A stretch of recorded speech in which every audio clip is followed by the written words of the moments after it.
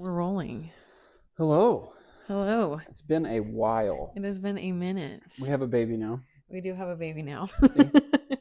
That's beautiful, huh? Yes, and that is the whole reason that we're doing this video today is so that we can talk about the craziness of how she came here, how she was born. Mm-hmm. Yeah, it's been a crazy week or month. Yeah, 3 weeks for sure. Yeah. Because it happened 3 weeks ago. Yeah, because we went camping with Brandon and Oakley. Yep. And then 4th of July weekend. The 4th of July weekend. And I had been telling Connor and just some friends, like kind of jokingly, but also seriously, that I just wanted her to come right after 4th of July. I was just saying how nice it would be and like how I was just kind of tired of being pregnant. And so, yeah, we get back from camping on Sunday night and we go in on Monday for my 37-week appointment. Yep. We show up and my blood pressure was high and it has been like kind of high the whole time. Yeah, like 140 over 90. 90s. Yeah, but it would always come down. Like it was never like it would never stick. Yeah. So we went in and they took my blood pressure and it wasn't coming down. So they were like, all right, we're going to send you up to labor and delivery and we're going to watch you. So I had a Crystal Light right before with then. caffeine. And so we were like, thought that was it for sure. Yeah, we were like, that's definitely why it's high. And so we weren't worried about it at all. So we go up to labor and delivery and we're up there for we get up there at like 2 p.m. We get lunch, we hang out, we watch TV. Neither of us are really worried about it. Just taking her blood pressure every 15 hour. minutes. Oh yeah, every hour. They're coming in, but it's going off every hour. Oh, yeah. No fuss. We're doing videos. We're doing a video. Oh, that was a nice burp, huh? Okay, you want to sit more straight up? She's like, I want to be on camera. Okay, let's get you a burp, huh? You say hi? So nice, huh? Very nice. All right, you want to say hi? There we go. So yeah. Okay. Then they were taking her blood pressure every hour or so, and it still wasn't really coming down. No, wasn't really moving. And the nurse had hinted that they might induce her, or that the doctor wanted to induce her. That they talked to maternal fetal medicine, which is like high risk obstetrics. They had talked to them, and that they were considering inducing me, and that was when I started to not panic, but kind of like be stressed out. I was too. I was not ready. I still had some stuff I wanted to get finished with work, and it was 3 weeks prior. Yeah, 3 weeks early because she wasn't due until Monday. And I really obviously I wanted a very natural birth. I wanted it to be unmedicated. I wanted to labor at home. I really wanted like as little medical intervention as humanly possible, and starting it with an induction when I was at a 0. Like I wasn't effaced. I wasn't dilated, nothing. Like my body was not ready at all. I knew that getting induced was going to be a long process. So we actually considered leaving AMA against medical advice. We were just going to go home and monitor my blood pressures for a couple of days and see how they were. But the doctor was concerned not only about preeclampsia, but about HELP syndrome, which is hypertension, elevated liver enzymes, and low platelets. And when they'd drawn my blood, when we got up to labor and delivery, the triage room, my platelets had gone from 176,000 to 128. Yeah, in 3 weeks. 6 weeks. 6 weeks. 6 weeks, yeah. So they were really worried that I was going to get really sick. Yeah. So after some deliberation and asking God for some guidance and some help, and I had already kind of been divinely guided to and like inspired to talk to God earlier that day before any of this was even happening. So I kind of already felt like he was, a part of the whole process. Yeah. a part of this whole and plan. she wanted it to happen. She manifested it. Like, she called it on the day. She was born on July 10th, that Wednesday. And the weekend before, she was talking about, oh, she'll be here by Wednesday of next week. And I'm like, quit saying that.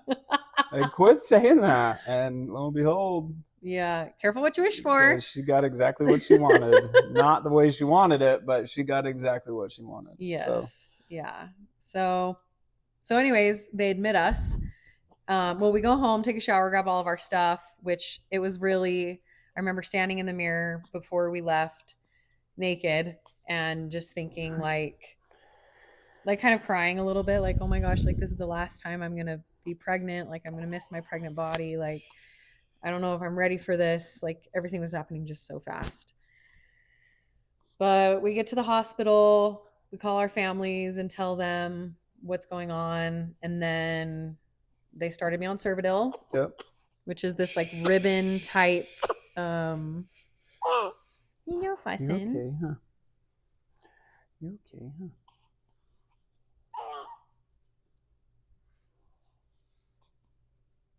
Okay, let's get a burp out, huh? Anyway. So they put me on Cervidil, which is like this ribbon. It's like a ribbon of medication, and what it does is they put it up and around your cervix, and it's supposed to dilate and efface you, start ripening your cervix. Because, like I said, I was not ready. I was at a 0. So they put that in about 9 o'clock, and so it's Monday, July 8th at 9 p.m. They put this in all night. I'm cramping, and they have me hooked up to fluids, and they have me hooked up to the monitors to watch her. And we got up and peed a few times, but at this point, like, I'm still unmedicated. Like, I'm just kind of seeing how it's going. So it's 9 o'clock in the morning the next day, so Tuesday, July 9th, and it was a pretty long night. Oh, bless you. It was a pretty long night, and definitely was pretty uncomfortable as far as pain goes. Like, it just felt like really intense period cramps. And so the nurse checks me, and I'm telling Connor, like, oh, like, there's no, like, I've got to be like at least a 5. Like, I've been cramping all night long. Like, I bet you I'm like at least a 5. They check me and they're like, oh, you're like maybe a half a centimeter. Yeah, not even a 1 yet. And I immediately was like, okay, well, gulp. I'll get the epidural now. So they come in and give me the epidural, which was a great relief. Most of Tuesday was pretty okay. Pretty chill, yeah. Yeah, we ended up, so the next thing they did was they started me on a balloon pump, which is basically this long, thin catheter, and at the end, they fill up the balloon inside with saline, and they put it in your cervix to help expand. To manually expand your cervix. Yeah. So there was a bit of pressure when they did that, but it wasn't bad. But she had the epidural at this time, so yeah. She was kind of pretty numb. Yeah, no, I couldn't move my legs. Like, they had to put in a catheter so I could pee. So let's see, they did that around noon. Yeah. Yeah, it was in for like 9 hours. Yeah. Or 6 hours. Yeah. Something like Bless that. You. So they put that in, and then I think it was like at 5 or 6 p.m. they come in and they take it out, and then they come and check me again. And I think at that point I was a 2 or a 3. 3, I think you were a 3. Yeah. So, and at this time they're also running Pitocin. Yeah. A low dose. But slowly increasing it. Yeah, slowly increasing it. Yeah. And Pitocin is artificial oxytocin. That's the chemical that your brain releases to cause contractions, cause labor, to breastfeed. It's that feel-good hormone. So that's what Pitocin is. So the next thing they did was break my water. That wasn't until the next day, though. No, remember they did it at like 11 o'clock at night. Oh, okay. Yeah, then they broke it at 11 o'clock at night. Yep. It was and at that point, you were, oh no, you weren't a 5 until like 3 o'clock. Yeah. Yeah. Okay. Yep. So they broke her water, and then we kind of slept a little bit. And there was so much. Yeah, it was a lot. We were like shocked, like how much like gush there was. Yeah, there was a lot of liquids in there. She had a nice little hot tub. Yeah, she did have a nice little hot tub. There, huh? So let's see what else. So yeah, like 3 o'clock in the morning, I just wake up and I'm so fucking uncomfortable. Like in so much pain, like I can't get comfortable. That was when my butthole really started hurting. It was the weirdest thing. Like it felt like I had to take the biggest poop of my life, and it was the hardest, like most rock hard poop ever. And it was like literally on the verge of coming out. But it wasn't. But It it was just the but it pressure. wasn't. It was just the pressure. And so Yeah. Connor calls our doula in at like 3 o'clock in the morning. That following day, Wednesday morning at this point. Yeah. The So 10th. yeah. So it's Wednesday, July 10th at like 3 a.m. at And this they point. checked her and she was like at a 5, After getting they to broke be my like a water. 6. Yeah. Yeah. Yeah. So they're Oh, helping me with contractions. Sarah's doing lots of acupressure. I had to have Connor hold an actual hot pack on my butthole. Like I was like, babe, I I'm need you. sure they love hearing about that. I think it's fucking funny. Oh my gosh. It was just the weirdest sensation ever. Like, I swear I was like, okay, babe, look away any minute. Like, I'm going to poop any minute. And obviously it never happened, but it was just really interesting. So it's like 9 o'clock in the morning on Wednesday, July 10th at this point, and I'm in so much pain. And the epidural is kind of wearing off because It had been there for over 24 hours at it this point. it was And worn off. It yeah. was definitely worn off because I was hitting the button too. Yeah. Like and she got a couple boluses. that night. Yeah, which is like a big dose of medication all at once This from the is, anesthesiologist yeah, through my epidural. lidocaine. And it was not Yeah, helping it didn't do out. anything. And it's supposed to like make you numb for like a good 2 hours. And she had 2 within an hour and a half and it didn't do anything. So Yeah. like 9 o'clock, she was just in pain. We were moving her around. She was on her hands and knees in the bed, kind of moving around, doing laboring. And Yeah. At this point, I'm like crying, like yeah, she was in pain. She asked for a crying, C-section hurting, at that asking for point. a Yeah. C-section. Please, somebody help me. Like, I can't do this anymore. That was probably the hardest. Yeah. That was the hardest time for sure. And then at 11 o'clock, they gave her another epidural, but A went new a one. new one. Yeah. So they went up higher They did on, T11. on her spine. Um, Yep. and that helped Yep. for the That helped a next lot. most of the time. And it kind of relaxed her. And that's when she kind of went from like, she were a 5 at 3, and then it was like a 6 and a 7. And then from a 7 to like 8, 9, 10, that all happened between 11 and like 1 o'clock. Yeah. So after that second epidural, she kind of progressed pretty quick. And then it was getting to the point of pushing. And I'll let you you were pushing, not me. So. Well, I remember my mom came in and I was like this on the bed.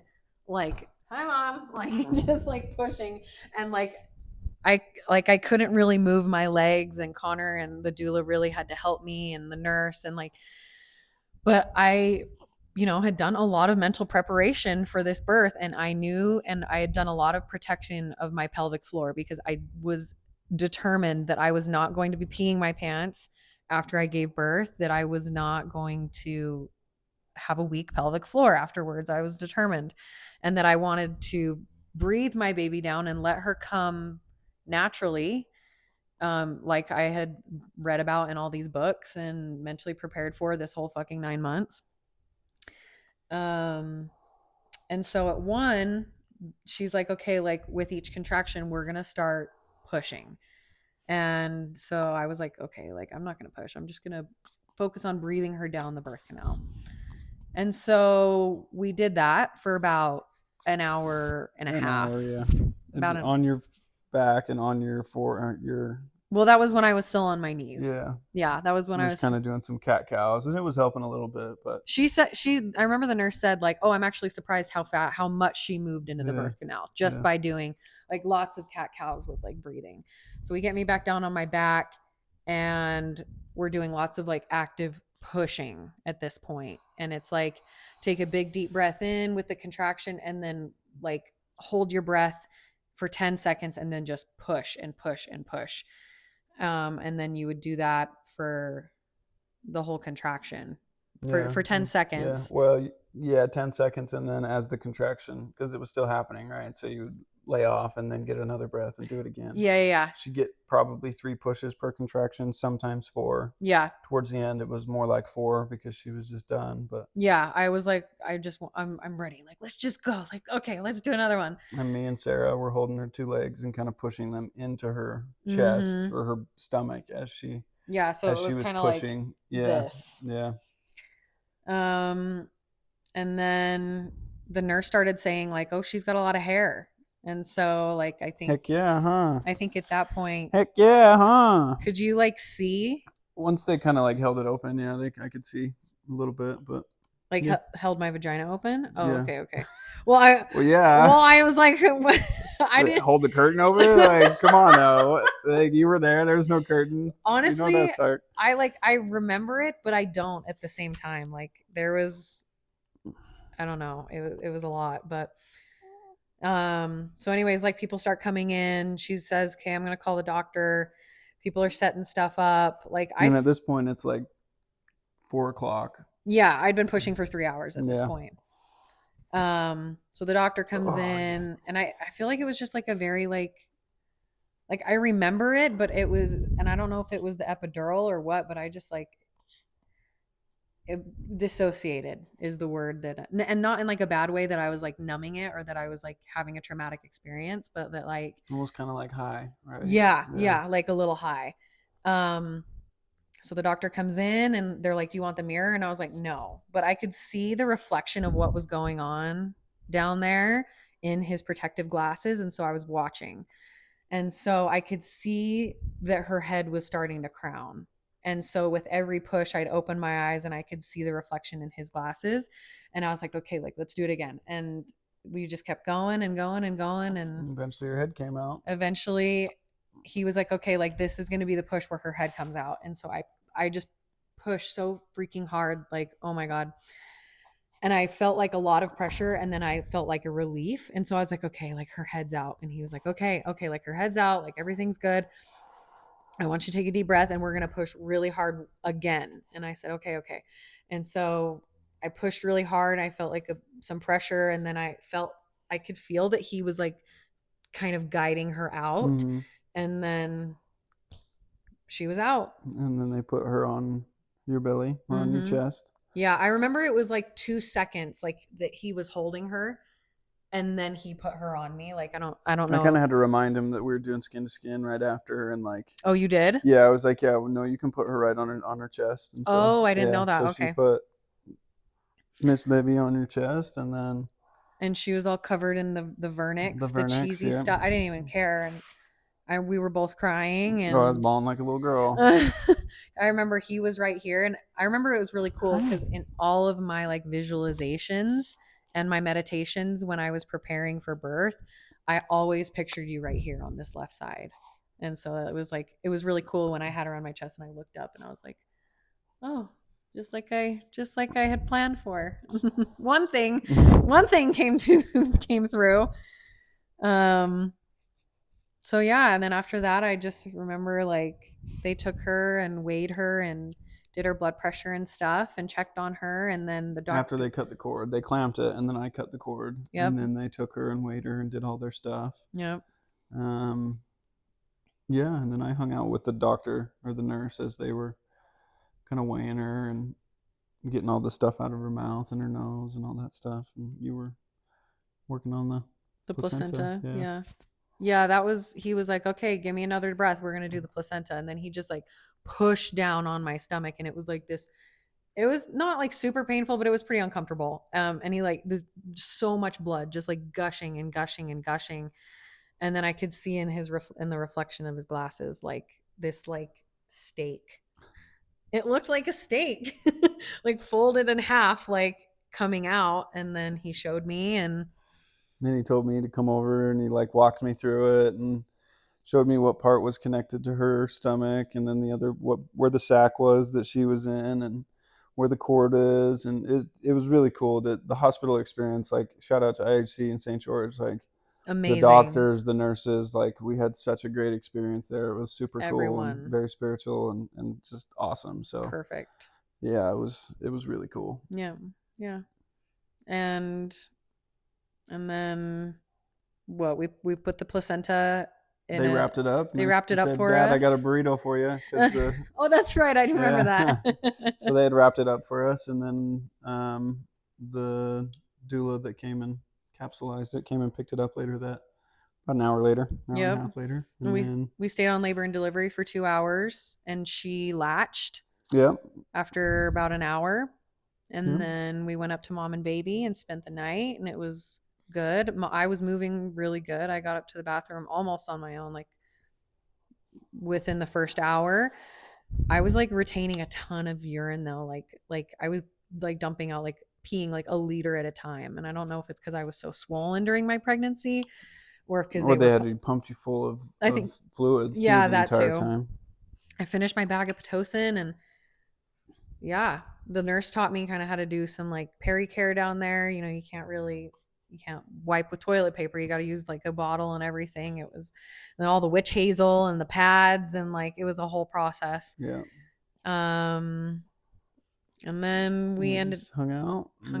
and my blood pressure still didn't go down, so we ended up staying 2 more nights. Yeah, we didn't leave till Saturday. She was born on Wednesday, July 10th at 5 p.m. Yep. 5:08, and then went up to mom baby Thursday or Wednesday night. Stayed there Thursday, Friday, Saturday. Came home Saturday late afternoon. It was a long week in the hospital, but it was a magical experience. It was the coolest thing ever. And now we have her, huh? Say hi. Say hi, my little kimono, huh? Oh, say hi. Hi. What do you got to say? What do you got to say? Like, I don't like this. Quit fucking with me, man. She is absolutely so precious, and even though it was such a crazy experience bringing her into this world, and like so unexpected, and we felt like we weren't prepared, like I wouldn't have had it any other way. And yeah, you're not really prepared until it just happens. Like, you just have to. Well, and even like we were like, we were like, we're not ready, but like we were. Yeah. We were ready. We were just really scared. So, yeah, that's our birth story. We've been here. I've had 2 weeks off. My boss 3 weeks off. Yeah, my boss gave me another week since we were in the hospital for a week. So it's been nice to kind of get settled in and figure out the sleeping, and figure out her formula. We started her on just normal Enfamil, and her belly didn't like that. And so we switched to the Neutrogen or Nutrigenics by something Enfamil. like that. That's by Enfamil. It's hyperallergenic, and it was stinky and gross. It was nasty. Like we would like taste it on our wrist. It's gross. And it's all like soy and like chemicals, and so yeah, we didn't like that. Did some research and found some goat's milk. So for Bobos, all you families out there that are thinking of formula, it's called Bubs. Oh, it's an Australian company. They make formula, but it's a goat milk based instead of dairy, which is a good alternative for. I don't think she had a dairy allergy. It was just it's just easier on her belly. There's tons of like good enzymes in the actual goat's milk and the cream itself. It's a little bit more on like the hippie, organic side stuff. Yeah, it's not. There's not as much added to it. It's already in the goat's milk itself. So it's been good, and it tastes good, huh? Her likes it. Yeah, I think it's good. She's been doing good. She was 6 pounds 8 ounces when she was born, and she dropped down to 5 pounds 12 ounces before we left, which is normal. They said up to 10% of weight loss after birth is normal. We just started supplementing just because my milk was a little slow to come in. Her's a hungry girl, but it's been really great ever since, and yeah, it's been quite the journey. So thank you guys so much for watching, and we're gonna get to this more. I know we say that every video, but I really want to start doing this more often. Yeah, just keeping you guys updated for those that follow and watch. Yeah, stay tuned, because we're gonna continue to do it as she gets bigger and as we grow. Oh, stop! Talk about the lessons. Are you ready for some more food? Or you want some more food? And she's hungry. So yep, she's hungry. So we're gonna go. Thank you guys. Love you. Love ya. Oh, hi.